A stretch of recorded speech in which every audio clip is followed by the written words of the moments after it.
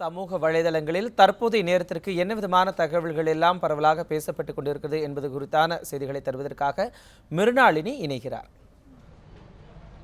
மனோஜ், இந்த தருணத்தில் சமூக வலைதளத்தில் நடிகர் விஜய் அவர்கள் வெள்ளத்தால் பாதிக்கப்பட்ட மக்களுக்கு ரூபாய் 5 கோடி நிவாரண நிதி கொடுக்கறதாக சொல்லியிருக்காரு. அது மட்டும் இல்லாமல் இவர் அந்த நிதியை கொண்டு போய் சேர்ப்பதற்காக ரொம்ப காலமாக வெயிட் பண்ணிட்டு இருக்காரு அப்படிங்கிற ஒரு தகவலும் வருது. அதாவது தலைமைச் செயலகத்தில் உள்ள எந்த அதிகாரிகளையும் இப்போ இவரால் மீட் பண்ண முடியலை, அந்த அளவுக்கு டிலே ஆகிட்டு இருக்கு, இந்த பணத்தை கொண்டு போய் சேர்க்க கூட இப்போ அவரால் முடியலை அப்படின்னு ஒரு அதிருப்தியான நிலையில் விஜய் இருப்பதாக சொல்லப்படுது. ஸோ விஜய், அஜித், ரஜினி போன்ற இந்த மாதிரி ஒவ்வொரு நடிகர்களும் வெள்ளத்தால் பாதிக்கப்பட்ட மக்களுக்கு நிதியுதவி செஞ்சுட்டே இருக்காங்க. அந்த வகையில் விஜய் 5 கோடி ரூபாய் கொடுக்கறதாக சொல்லியிருக்காரு. அடுத்தபடியாக இந்த தருணத்தில் சென்னையில் மழை பெஞ்சிட்டு வர்றதுனால சென்னை ரெயின்ஸ் அகெயின் அப்படிங்கிற ஒரு ஹேஷ்டேக் திடீர்னு இப்போ ட்ரெண்டாக ஆரம்பிச்சிருக்கு. அதில் நிறைய பேர் என்ன போடுறாங்கன்னா, அடுத்த ரவுண்டாக 3rd ரவுண்ட் மழை பெய்ய போதா, காட் ப்ளீஸ் லீவ் தெம் அப்படிங்கிற மாதிரி நிறைய பேர் போட்டிருக்காங்க.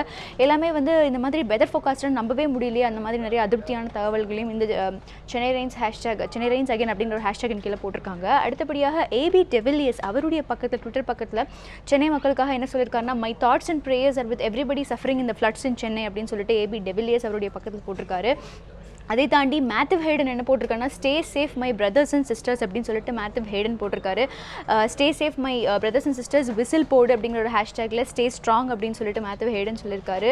அதையும் தாண்டி சாய்னா நேவால் கிட்டத்தட்ட இந்த வெள்ளத்தில் பாதிக்கப்பட்ட மக்களுக்காக ரூபாய் 2 லட்சம் டொனேட் பண்ண போகிறேன் அப்படிங்கிற மாதிரி அவங்களும் ஒரு தகவலை வெளியிட்டிருக்காங்க. அடுத்தபடியாக இந்த மாதிரி ஒரு விஷயங்கள் என்ன அப்படின்னா, மதுரையிலேருந்து புறப்பட்ட இந்த டீம் இவங்க சென்னை சேர்ந்து சென்னை மக்களுக்கு உதவுவதற்காக மதுரையிலேருந்து புறப்பட்டிருக்காங்க. பஷீர் ஜேஜே அப்படிங்கிற ஒரு நபரினுடைய பக்கத்தில் இது நம்மளால பார்க்க முடியுது. ஸோ இவங்க மதுரையில் இருக்கக்கூடிய பஸ் ஸ்டாப்பில் எல்லாரும் வந்துட்டு இருக்கும்போது இந்த மாதிரி நாங்கள் சென்னைக்கு போகிறோம், அங்கே ஹெல்ப் பண்ண மக்களுக்கு சில மெட்டீரியல்ஸை கொடுக்க போகிறோம் அப்படின்னு சொன்ன உடனே கிட்டத்தட்ட 2-3 மணி நேரங்களில் 5 லட்சம் ரூபாய் வரைக்கும் அங்கே திரட்டியிருக்காங்க அந்த பஸ் ஸ்டாப்லேயே. ஸோ அந்த அளவுக்கு மக்கள் சென்னையில் உள்ள மக்களுக்கு ஹெல்ப் பண்ணுறதுக்காக உதவ ரெடியாக இருக்காங்க. அது மட்டும் இல்லாமல் இது ஒரு முஸ்லீம் குடும்பத்தைச் சேர்ந்த சில பெண்மணிகள் அவங்களும் தனியாக சமைத்து சென்னையில் இருக்கக்கூடிய மக்களுக்கு பொருள் சாப்பாடெல்லாம் கொடுத்துக்கிட்டே இருக்காங்க. ஸோ இந்த மாதிரி சில விஷயங்கள் தான் இப்போ சமூக வலைதளத்தில் எல்லாருடைய வரவேற்பையும் பெற்றிருக்கு.